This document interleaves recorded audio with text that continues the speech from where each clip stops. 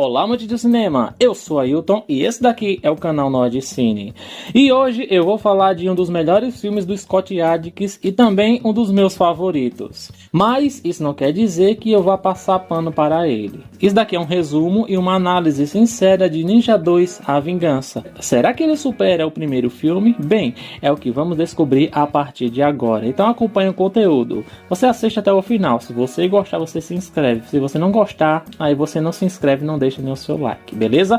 Então, vamos lá. Vamos nessa!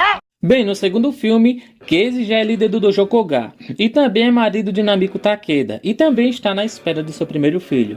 Ele vai em uma joalheria para comprar um presente para sua amada esposa e vê algo que chama a sua atenção, um medalhão que tem um significado bem bonito, que eu não lembro agora, mas talvez coloque a legenda para vocês saberem.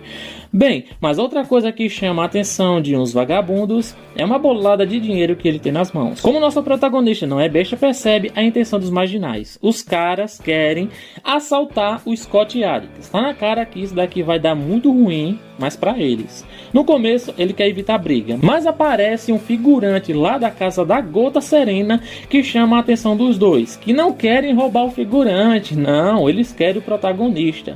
Os vagabundos pedem a carteira dele, ele entrega de boa, mas quando eles pedem o medalhão, aí ele fala: não, isso daqui vocês não vão levar não, seus cabas sem vergonha. E acontece o primeiro fight do filme, e que os dois vagabundos sabem lutar Kung Fu. É sério? Mas isso não adianta, já que eles levam uma surra daquelas. Repare que na faca ele observa um símbolo, e decorem bem esse símbolo, pois será muito importante daqui pra frente.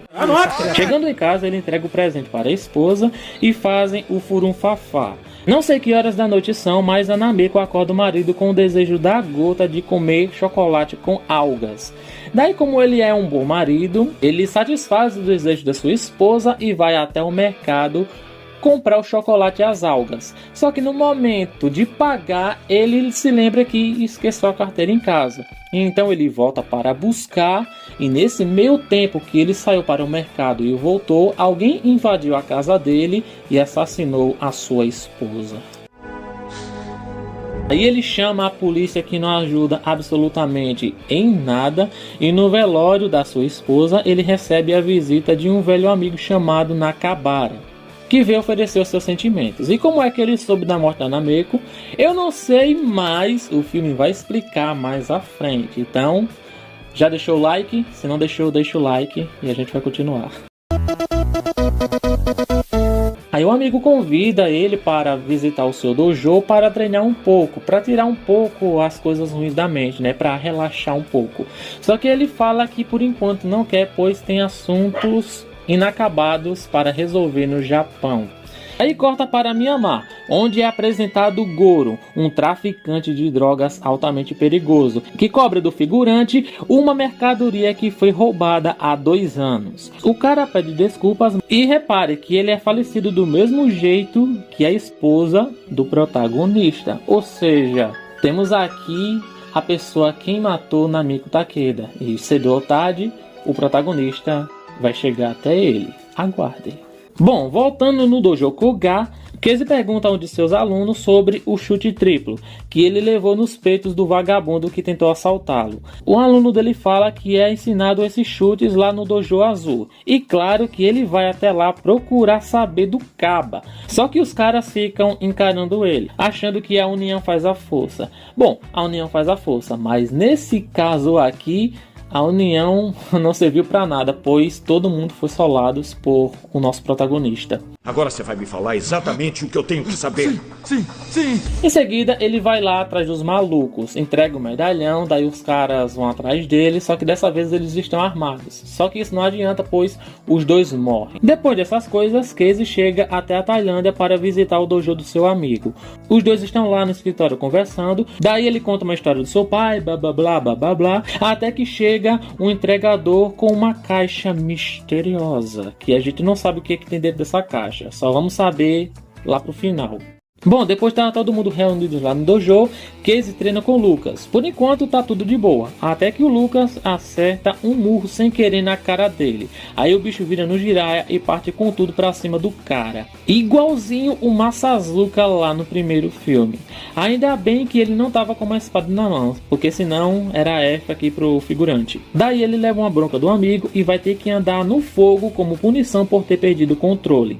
Ele tá andando sobre as brasas, mas não consegue tirar Namiko da cabeça e o desejo de vingança. Daí ele sai, vai tomar um corote e lá ele arruma a briga com os Kaba. Ele tá lá de boa tomando, vem um cara, derruba a cerveja dele e aí acontece uma briga da gota serena e todo mundo apanha.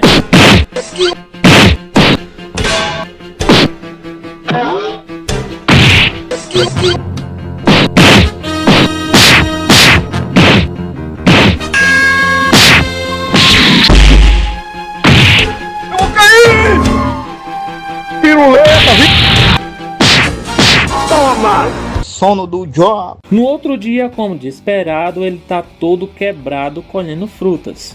O Lucas se oferece para ajudar e acaba sendo morto pelo mesmo cara e da mesma forma que Namiko. Nakabara conta a história de 3 amigos, que é o pai dele, Takeda e um garoto chamado Isamu, que já foram alunos do Dojo Koga. Quando o mestre deles morreu, Isamu desafiou Takeda em um fight. Daí o Takeda matou esse cara, só que ele não sabia que ele tinha um irmão mais novo chamado Goro, que jurou vingança a Takeda. Esse cidadão cresceu e se tornou um grande traficante. E aí a gente se pergunta, então por que ele demorou tanto tempo para executar essa vingança? Não sei. Então por que ele não fez essa vingança enquanto o CC estava vivo e se vingou na mulher? Estou lhe respondendo, não sei. E agora sabendo sobre a história, sobre o cara, e que ele usa correntes com arame farpados para matar suas vítimas, claro que o nosso protagonista vai atrás do cara em busca de vingança lá em Myanmar, onde o cara manda em absolutamente tudo. O Nakabara, como não pode impedir que ele vá até lá, no território do lobo, dá um mapa para o Casey, que era do pai dele, no tempo em que viveu na selva, onde tem túmulos dos ninjas que foram enterrados e também onde foram enterradas armas. Ele vai usar depois? Provavelmente. É nessa mesma região desses túmulos onde está o complexo de Goro. Chegando em Birmania, o nosso protagonista pega um táxi e faz umas comprinhas. Contrata um motorista particular e aquele tá cheio da grana, mas não me pergunte como é que ele conseguiu tantíssimo dinheiro. E ele pergunta de Goro, mas parece que todo mundo tem medo de mencionar o nome dele. E em seguida ele se hospeda em um hotel e se prepara para ir em um bar. Lá ele cai em uma cilada e mesmo chapado ele dá-lhe um cacete nos vagabundos que claro queriam assaltá-lo.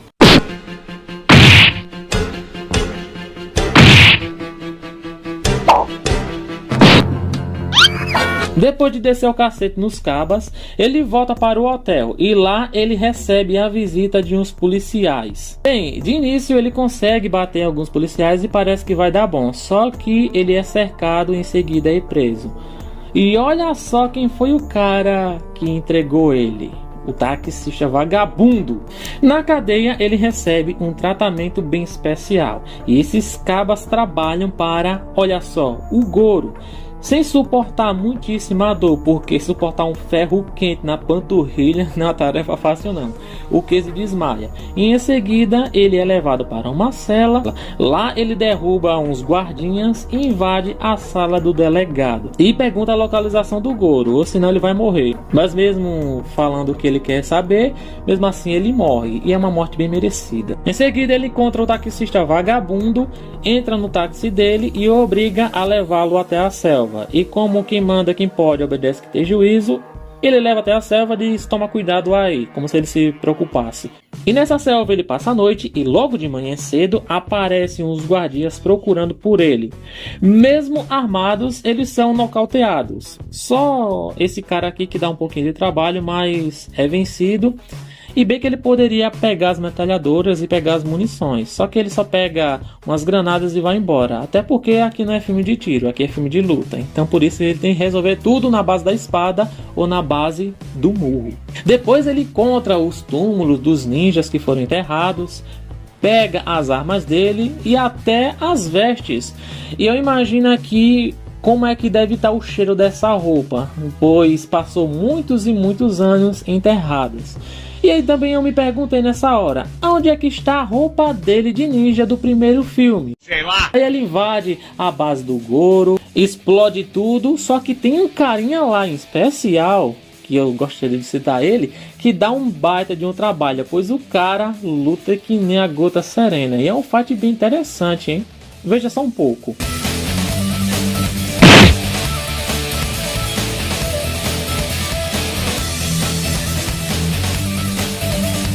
Que como Scott Adkins é o protagonista, ele acaba vencendo. Aí chega um momento aonde o nosso protagonista encontra Goro.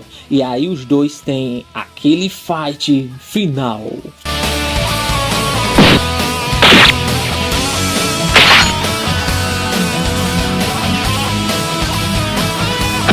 Como era de esperado, nosso protagonista ganha e ele finaliza o Goro da mesma forma que o Masazuka finaliza o seu sensei lá no primeiro filme. Olha só, são idênticos. É verdade. Bom, chegando na Tailândia, onde ele está lá no dojo do Nakabara, como já está no final do filme, aí que vem os plot twists, ou seja, a revelação final. Chega aquele mesmo entregador com a mesma caixa, só que ele repara que na faca dele tem um símbolo. E esse símbolo tem tudo a ver com o Nakabara. E aí ele junta os pontos e olha para ele e diz assim: você foi o culpado, você matou a minha esposa. E como já está no final, não tem mais enrolação e nem nada, ele diz: eu matei sua esposa assim.